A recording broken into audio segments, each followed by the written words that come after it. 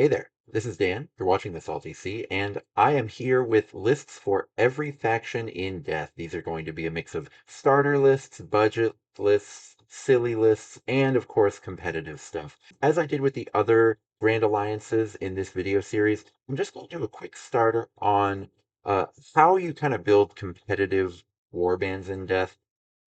The Death Grand Alliance really starts with just having ridiculously good cheap chaff options, whether it's extremely efficient chaff in terms of sort of damage and survivability, like you get with Soulblight Gravelords and Ossiarch Bonereapers, or whether you use your kind of useful points grabbers, like Flesh Eater Courts have those 55-point ghouls, which are really cheap and can just go out and grab points. They can get to objectives really fast. They can get to treasures first. They can do all kinds of little things like that. They can scramble around the board. Same with the Royal Beast Flayers. Now, those ones and the Ask Again True Blades, I will be putting those into a separate video with all of the second edition expansion bespoke warbands. That'll be fun. Then, kind of the other side of competing in Death, you have a bunch of Underworlds warbands that are really solid. They're all in Soulblight Gravelords, though. Sepulchral Guard, Sons of Velmorn, The Exiled Dead, all of them are really good. All of them are pretty easy to find. I really like Sons of Velmorn with kind of his three youngest sons for 355 points. I didn't put Sepulchral Warden plus the three best pieces in that in any of the lists in this video, but it is a really solid combo. And that's at 285 points, so that's a really cheap way to get four fighters into an otherwise elite warband. I do think the leaders are just okay. I know a lot of folks are really high on the leader of the Exiled Dead, whose name is Daintalos, because of his high strength. I've faced him down. I thought he was just okay, but he didn't suck by any means. And so I think all three of these Bloodborne warbands are just like totally playable in a competitive setting. They have fewer elites than other Grand Alliances, but the Askergen Exemplar, the Dreadblade Harrow, and the Vargulf Courtier are all good enough that you don't really miss it that much, especially being that, those go from 205 to the Exemplar to 240 to then 285. So you have a wide range of points values to look at. It's just not like Chaos, where, for example, however many points are left in your list, if you decide, hey, I could use kind of a brawler here, literally every points cost from 120 to 300 points, you can put a brawler in your warband for that points cost that's going to be pretty reasonable at its price. That's not the case with Death, but that's okay because you're really just leaning hard into your crazy chaff options. So let's get into the first warband, and I'm going to go with Ossiarch Bonereapers first. The big highlight for Ossiarch Bonereapers, I call this talls and smalls. Basically, they have really efficient chaff. Mortek Guard are really cheap and really solid. They're pretty slow, but that's okay because you have really excellent elites that are quick. So you've got your Morghast Archai, you've got your Morghast Harbingers, you've got your Stalkers, and those are at kind of different points costs where Stalkers can be 200 points and your Morghast are much more expensive. And that's really nice because they complement each other well, they fit into different situations well.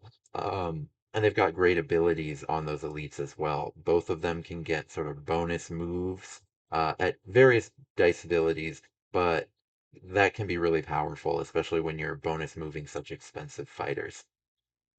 Because of that, Ossiarch Bonereapers can kind of play to any mission type, whether you kind of lean on your more elite units or whether you flood the board with chaff or you go in between, right? And so you can really get a lot of different options there, which is really awesome.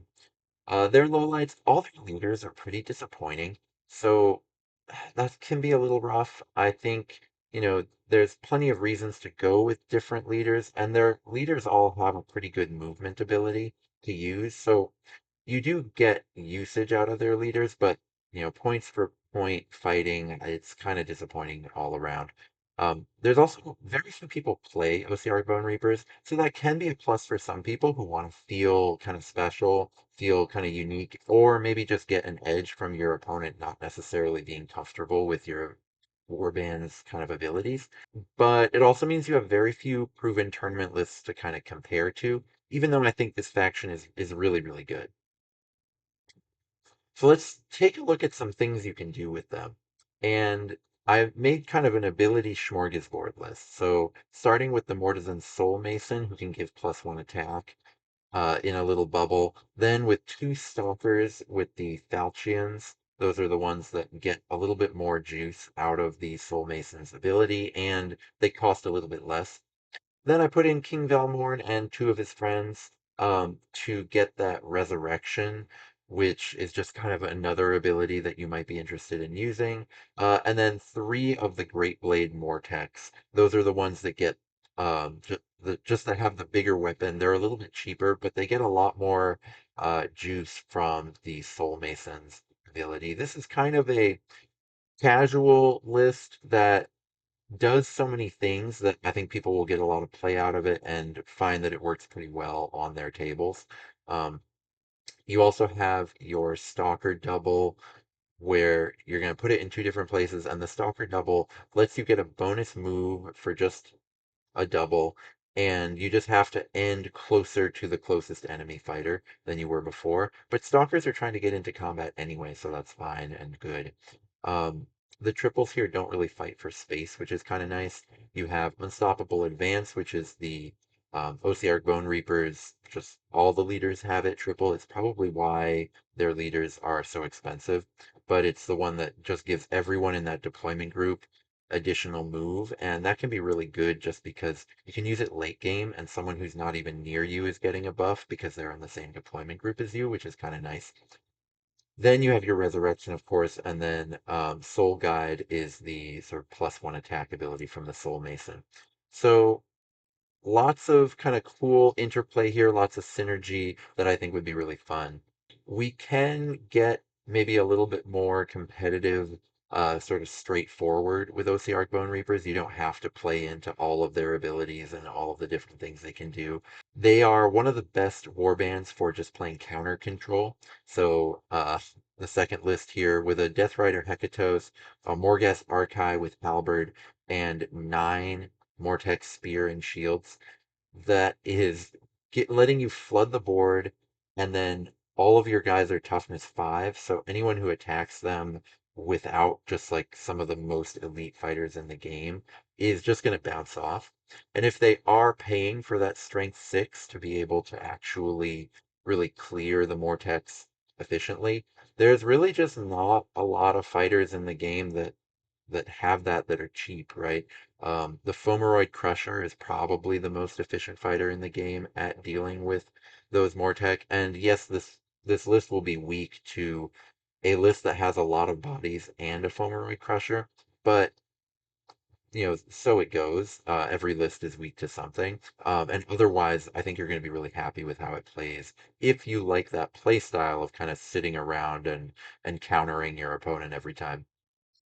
A more kind of straightforward elite list, you could still keep the Death Rider Hekatos, but then you would bring in the Vargulf Courtier, and then a Stalker with blades, and then a few Mortex and a Direwolf for some speed. So this is kind of a very all-around list where you've got three pretty big hitters in your Death Rider, your Vargulf, and your Stalker. The Vargulf Courtier being the Flesh Eater Quartz ally.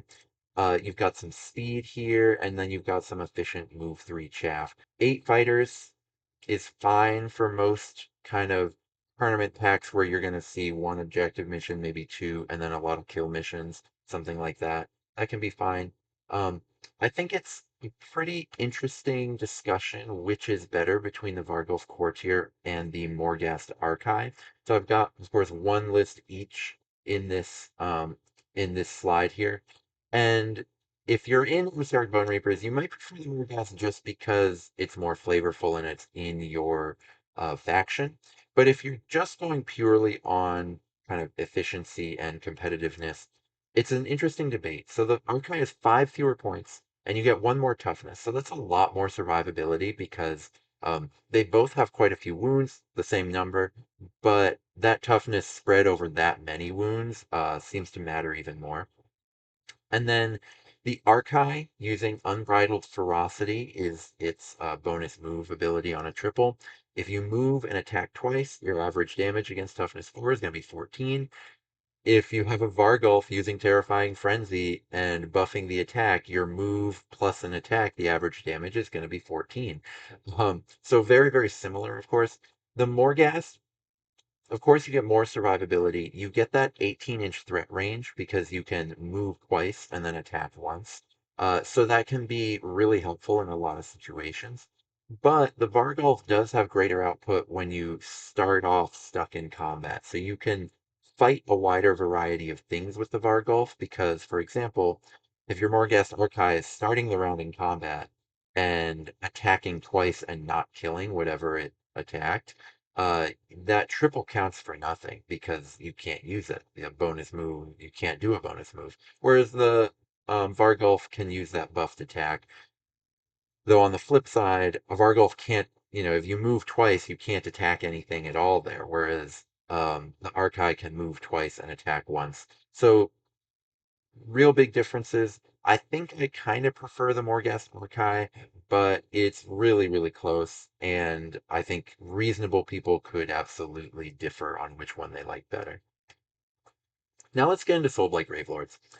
Their highlights, they have a lot of them. They are really good at flooding the board. You can just say, I'm going to have a 600 point warband here, and then I'll just finish it off with 400 points for 10 skeletons. That's absurd. So Soulblight can absolutely cover the entire board with bodies.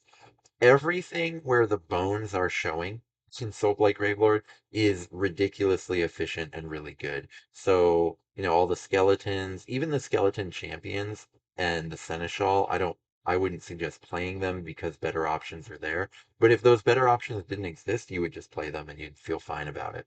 Um, the Graveguard are, of course, ridiculous. White Kings are pretty solid. Everything that's just bones is really good. They have tools for every type of mission because you can get some speed in there with a lot of their leaders. They have a ton of different leaders to choose from with different abilities, different strengths and weaknesses. They really let you build for every type of mission. And then the only real low light for Soulblight Gravelords is the Cursed City models. Those models are not easy to find. Most of them are a little bit underwhelming in game, so that part's too bad. But otherwise, you're good.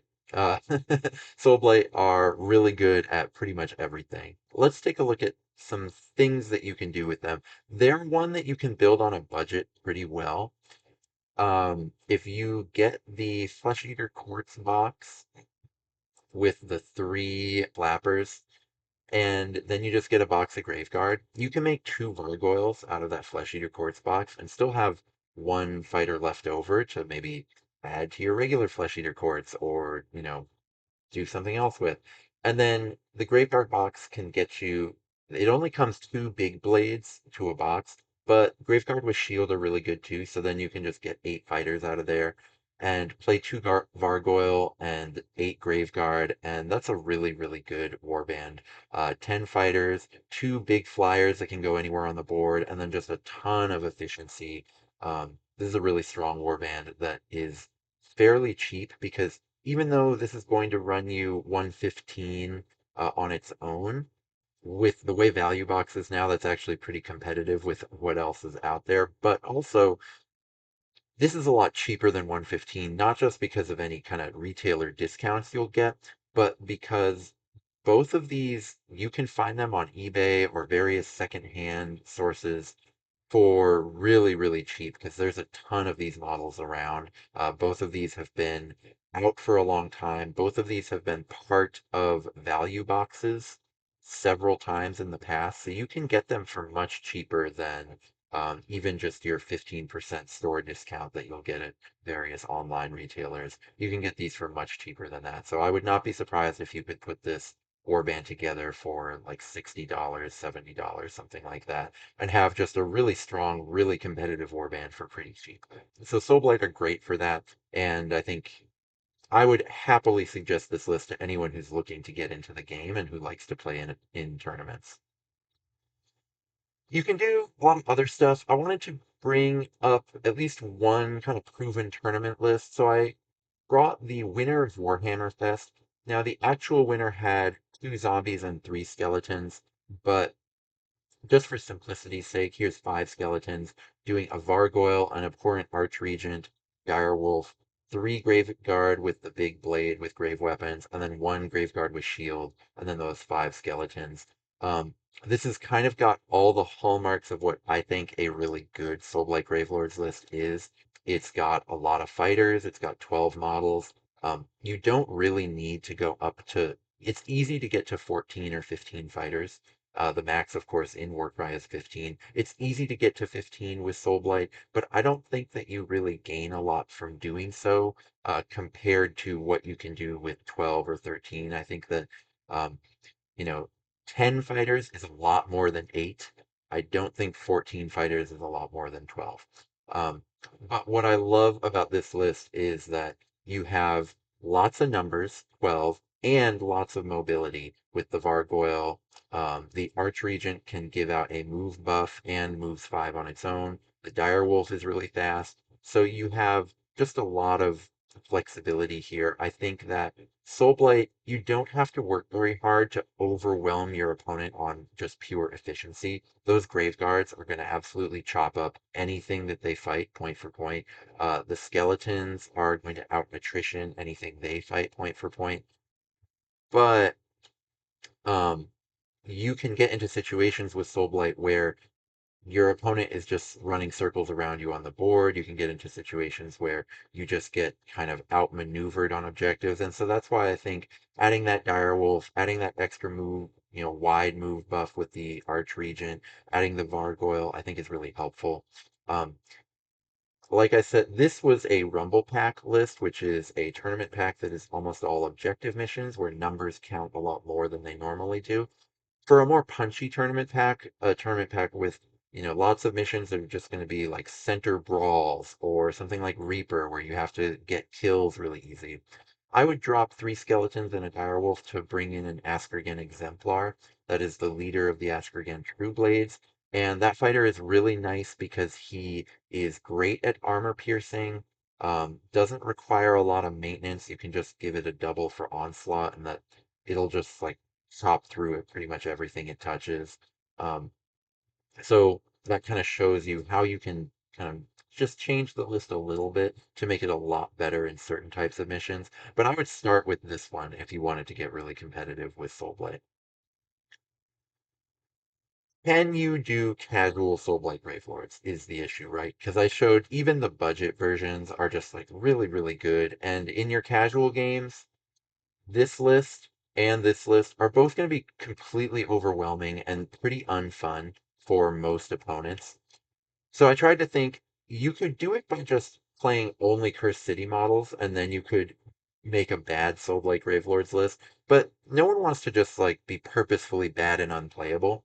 So I wanted to try a list that's just got some silly tricks to it. So 5 Graveguard with Big Blade, that's a lot of efficiency. That is a lot, just a chunk of really scary fighters, but it's only 325 points of your list. You're only bringing 8 fighters to the table there. You're not just going to be flooding your opponent off the board. But what you will have is a really funny combo. Blood Knights can do Call the Crimson Feast, so that's just a +1 attack buff in a little AoE bubble. The Graveguard get like a really nice bonus from that, so that's really nice. But if you give the +1 attack buff via the Crimson Feast, and then the White King on Skeletal Steed has a ability called Beheading Strike, where you add half the value of the ability, so you'll always have it on a 5 or a 6 because it's only a double. Half the value ability to all the crits of all attack actions made this round. So basically, or till the end of the activation. So if you are attacking twice, you'll get it both times. If you're getting +1 attack, then you use Beheading Strike. You're looking at 5 attacks, Strength 5, 2, 8. 2 on regular hits, 8 on crits. That is an absolutely absurd attack profile. It will be incredibly fun to just like see what could happen with the swing. Because if you roll 2 crits on one of those attacks, that's an absurd amount of damage.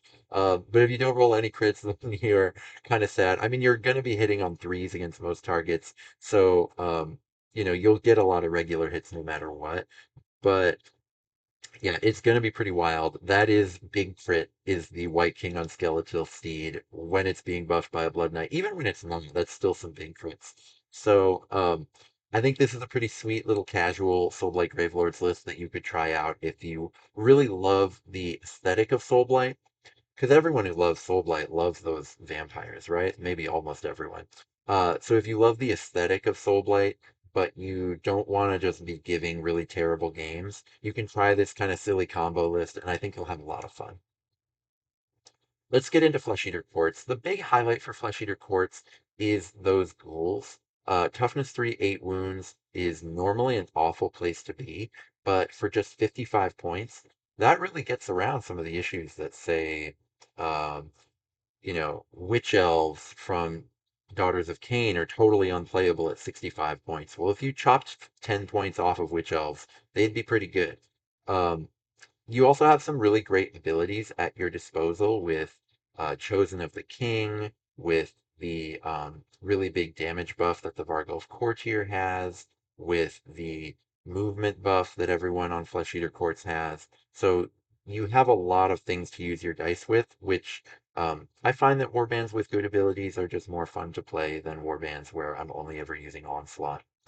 Some of the lowlights, they don't have a big roster, and some of the fighters in that roster just got a lot worse in second edition. Like all of the flyers, other than the Vargulf, things like that, um, Flayers and Infernals essentially went way down in utility, and so um, you're just kind of constrained with what you can play. There's not a lot of room to get weird. There's not like fun, silly abilities that aren't just the strongest ability.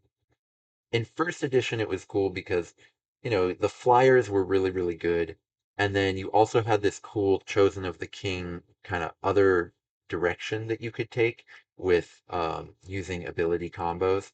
And now it's kind of flipped where they made all of the fighters that have good abilities be more efficient, and all of the fighters that have bad abilities or no abilities be really inefficient. So now you just only play the ones with abilities, which means that there are really good builds of Flesh Eater Quartz that I'll get to in a moment, but there's not really wiggle room. There's not a lot of room to get creative or silly. So for people who like that, Flesh Eater Quartz is no longer really for you. Um, Also, FEC are generally pretty bad in combat, except when they're using abilities. They're amazing in combat when they use their abilities, but if you get a bad initiative roll or you have to use your abilities early in the round on like one specific fight and now you're out, you're gonna lose every combat that you're not spending dice on. So here's a proven tournament list with Vargolf Courtier, Abhorrent Ghoul King, two Crypt Horrors, and three Ghouls. So you're looking at multiple ways to kind of you have two different fighters who get a lot from Chosen of the King. You have the Vargolf Courtier who can fly 8 inches, but then also use that huge damage burst ability. There's just a lot going on in this list. You have only 7 fighters, but you have a lot of speed and the ability to hit really hard in 2 places, which is just very, very powerful. This list went 3-1 at Adepticon in one player's hands, Kyle's, and then 3-0 at Beast Brawl, which was a tournament we had in Minneapolis over the summer in the hands of Warren. So this is absolutely proven. Two different players have done really, really well with this. It basically combines all of the best things at Flesh Eater Court's disposal, and I think it's really good. So the question is Flesh Eater Court solved, or can we do better? And I think we can maybe take some stabs at doing better. So Chosen as the King is really good, but you could replace it by just going with 2 Askergan exemplars. The Askergan exemplar is just got a really, really great profile that I think more people should be experimenting with. So you'd keep your core tier and then you'd play 2 of those. So basically, instead of needing some setup, needing to always be using the ability, needing to make sure that your bubbles are all set, you could just bring in 2 exemplars, not worry about your bubbles, and just know that you have these 2 scary combat pieces that are available.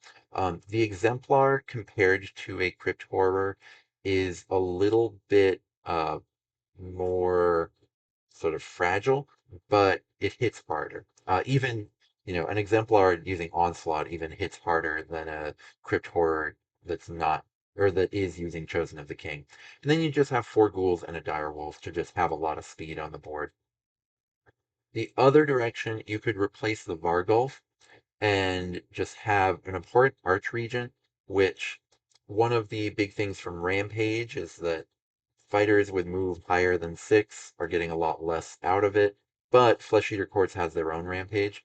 The Abhorrent Archregent has a really great attack profile that doesn't have the burst damage ability that the Vargulf Courtier has, but if you're rampaging, things like that, it's the same. It's a much better, given that it's essentially the same combat stats, but for 80 fewer points, it's just a much better point for point fighter. And it uses Chosen of the King, so your Crypt Horrors can still use Chosen of the King while they're within range of it. So then you'd have your Archregent, you'd have your Askergan Exemplar, and then you'd have two Crypt Horrors and four Ghouls.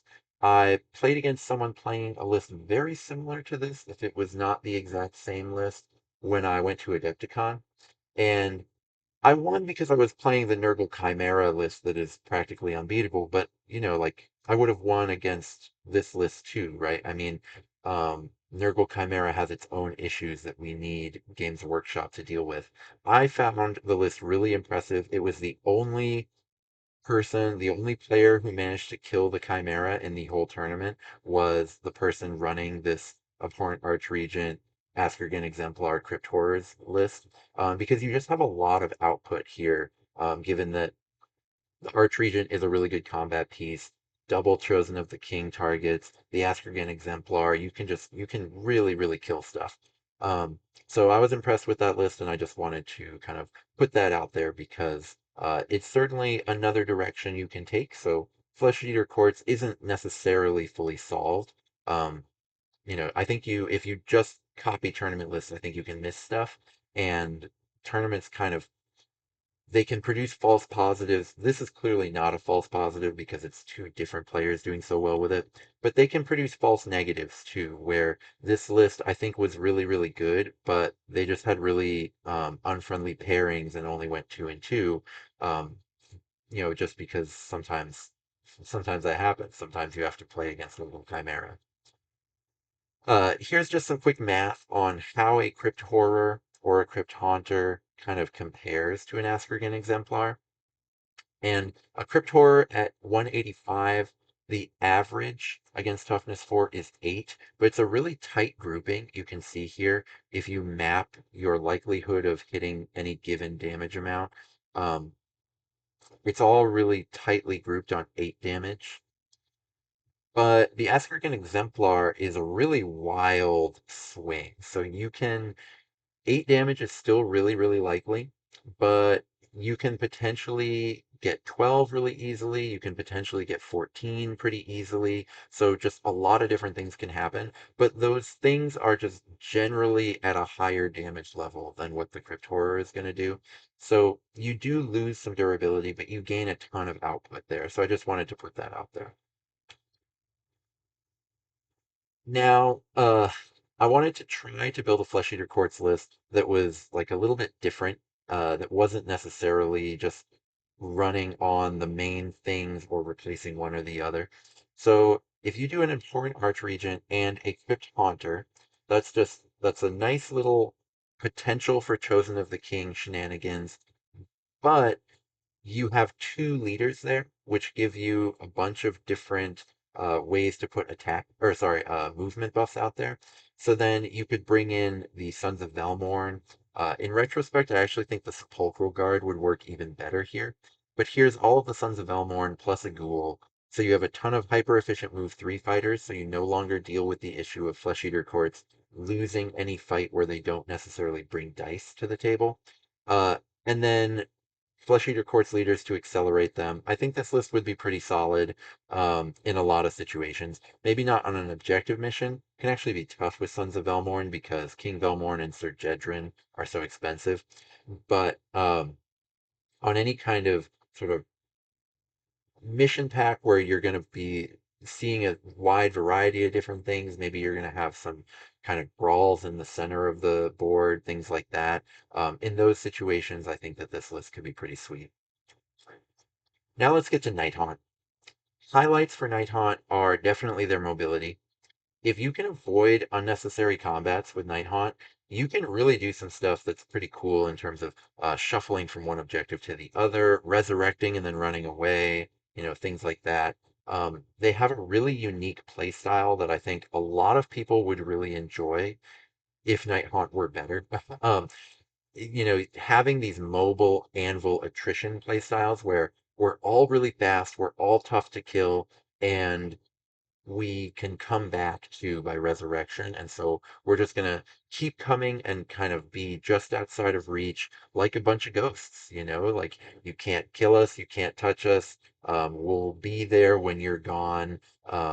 Maybe not necessarily the most damage heavy, but just a really cool, evocative play style. The only problem is everything in Nighthaunt is just 10 points too expensive, and so the playstyle doesn't really work because you're too short on fighters, basically. Like you can't run circles around an opponent when they outnumber you by 5 and they're just everywhere on the board and there's nowhere for you to run. You can't attrition an opponent out when you start so much lower than them that even being more durable over time, you never catch up, right? So they're scoring more points than you in the beginning because they have more fighters, and then you're just scoring the same amount of points at the end because you haven't really caught up at all. So um, a lot of issues there just because everything is way overpointed. They need a little bit of a rework from GW, I think.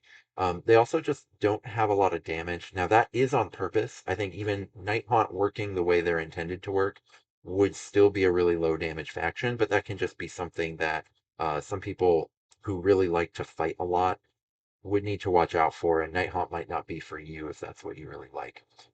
Also, their Resurrection nerf, Resurrection in general was nerfed really extremely back in January of this year, and that was needed in order to deal with some of the ridiculousness that Soulblight Gravelords could do.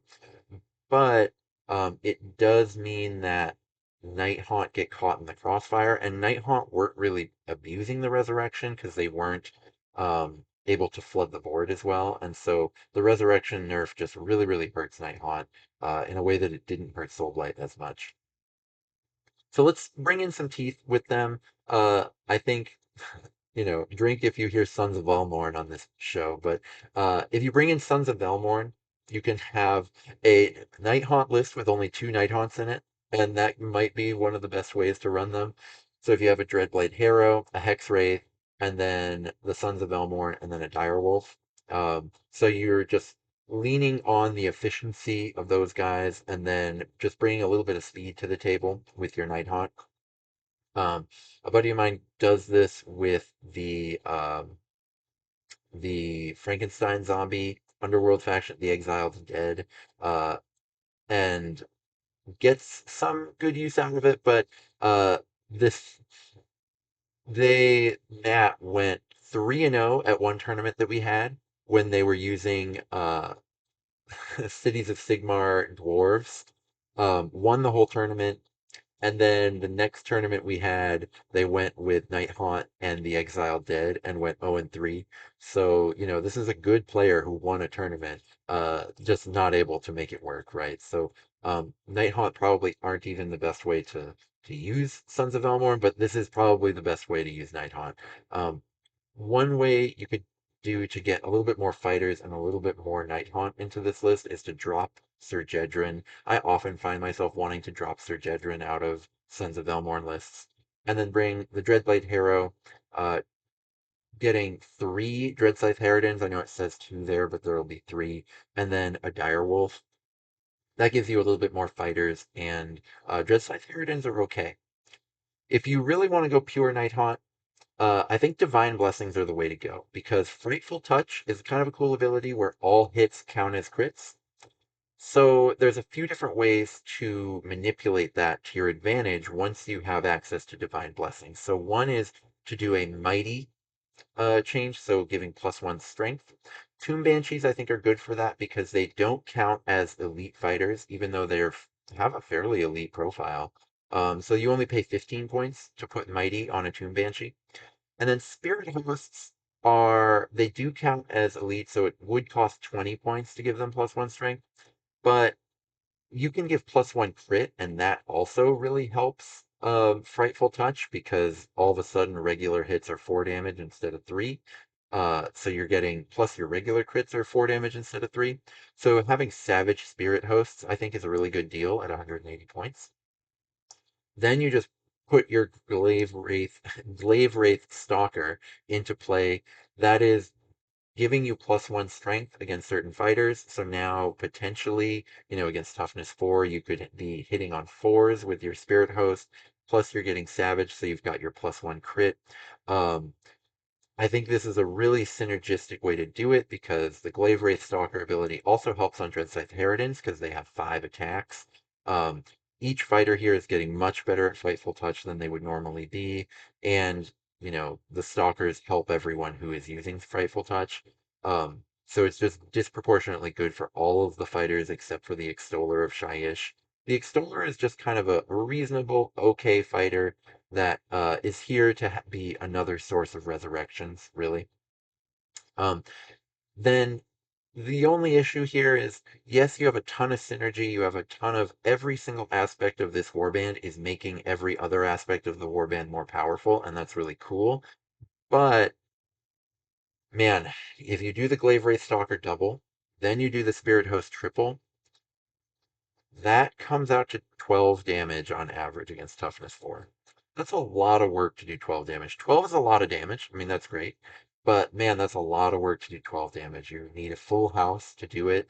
If you compare that to, some of those Chosen of the King outputs or some of those Aspergen Exemplar outputs I was showing before, or maybe the Vargul's Courtier versus Morghast Archai, conversation. Um, those are, both of those are the same price as a Spirit Host plus a Glaive Wraith Stalker, except they're just using one triple instead of a triple and a double. And they're much harder to kill. So, or at least they're harder to disrupt. And they do 14 damage instead of 12. So there's, your Nighthaunt is like that. If you want to deal any damage, you have to do a lot of work to do it, and that can be a little tough for some folks. So that's everything in Death. Um, Short Grand Alliance because I'm putting the 2 bespoke warbands in the bespoke section, but it is a really powerful Grand Alliance with 3 of the 4 factions being really, really strong. Yes, Nighthaunt is really struggling. I would love to see, whenever there's a points update, I would love to see some nerfs for Soulblight and some buffs for Nighthaunt. I think would be really, really nice. But it is what it is as we've got, and there's a lot to play with in Death. The sort of new bespoke warbands gave you the Aspergen Exemplar, which really changes how list building can work in every faction in Death, which I think is really cool. And so now there's just a lot of ways to get creative, and I really, really love that. So I will be finishing with this list. I will also be checking in on kind of the overall meta as we go through the summer. A few different a few different videos kind of on the horizon there. My sort of pace is still going to be a little on the slow side because of this new parenthood situation, but I hope to be accelerating. And until the next video, may all your rolls be crits.